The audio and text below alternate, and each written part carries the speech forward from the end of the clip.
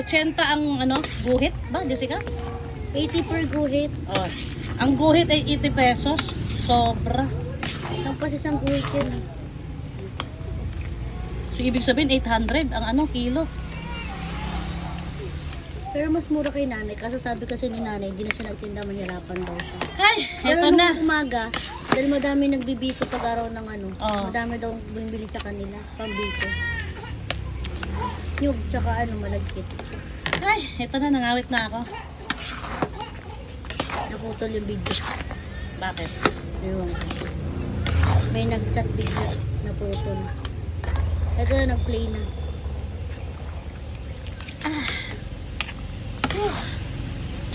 Ayan. Patuyuin lang natin to. Pagkatuyo na nito, done. Ihabol natin yung tutong, guys. Masarap Dahil yung ang tutong, it's my favorite. Okay. Masarap toasted. See you later, guys. Tanggalin ko lang yung tutong. Bye. 1 minute pa lang itong bago. Ah, Babay ka, 1 minute pala yung bago. Joanna, One- ano, maghalo ka. 1 minute pa pala may bago. Hindi kasi Ay, ito. naputol. Di, okay lang. Sige, tuloy mo lang yung video. Yan. Huwag masyado, ma. Hindi, tatanggalin ko rin yan. Mamatanggal. Ito, pangkais mo yung kutsara o kaya yung itong spatula na manipis, oh. Paanoin ko lang. Palambutin ko. So, tuloy ang halo-halo. Mekos, mekos, mekos, mekos. Ayan, medyo patuyo na siya, guys. Mama daw. Joanna, yung mong Maria. Ayan. Ayaw ko ng biko, guys, na tawag ito, yung matigas. Gusto ko malambot. Agoy, mama, nagtatawag na si, Nagtatawag kasi yung Marie. tubig. Joanna, pakibigyan mo ng tubig muna. Hindi yung Marie na. Ayun, oh. Hindi tubig yan. Kanina pa kain ng kain yan. Yan, malapit na ko to, guys. Kuha ka mo ng tubig. Ikusin mo na yun. Kumalapit na yan. Sandali lang. Parang bilis mo yung magluto, no? O dahil wala kami. Hindi. Niluto ko na kasi yung latik eh. Kaya mabilis. Yan. So, dali lang. Gusto ng mga bata yan. Tanggalin ko muna itong tutong. Dali. Yan ang gamitin mo, kaya spoon. Kutsara. Joanna, bigyan mo ako sa kutsara. Pwede pa siya sa melon? Huwag Hindi, na, hindi, gabi hindi. na. Bukas na lang. Ito yung water, nasab na siya. Bukas na yung melon niya. Oh, tinapon niya yung Marie.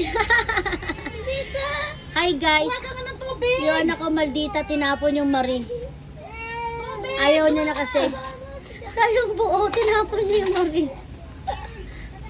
Ayan guys, oh. Yan tutong. Ayan yan tutong. Mas masarap yung tutong. Kakayasin ko yan. Mas masarap yan. Nakakayas ba? Oh. Ah, Masarap talaga tutong eh. ayan na. Dapat Unahan pala kami nagpa-extra tayo ng ano, nagpa-extra dapat pala tayo ng nyug, panglatik sa taas. Aso, sayaan mo na yan. Mahal-mahal. Ayan. Ang 30 ang, tutong. 30 ang anong liit na yun. 30 yung ano, 30 yung nyug, ang liit. Di mo natawaran? 30 sa, Pero kay nanay ka nakabiling nyog. nayamak siya kay nanay, yung kailangan niya ng ano, diba? Malalaki naman binigay niya na bao. Ano lang, yung presyo lang kasi, hindi mo expected dati 25 lang.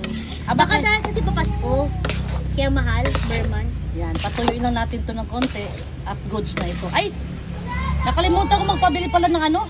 Ng Sabi ni nanay, dahon pag, ng pandan. sabi ni nanay pagka ano, sa ano na magbigay, ay okay lang ito, kakadating lang dito ni Jason. Bibili lang ako ng pambili ni mama. Kailan daw?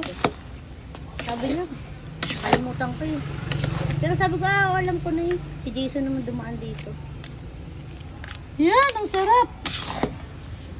Ayan, ito okay na to. Kasi pag lumamig to, titigas na ito ng konti. So, konti pa. Ano lang natin yung tutong. Ipalasa lang natin yung tutong kasi kalalagay ko lang. Sa gilid din yung sauce. Ay, masabaw ko. Inaatok na yan, kanina pa yan eh. Sumama sa SM. Oh, sige. Ayun na. 5 minutes.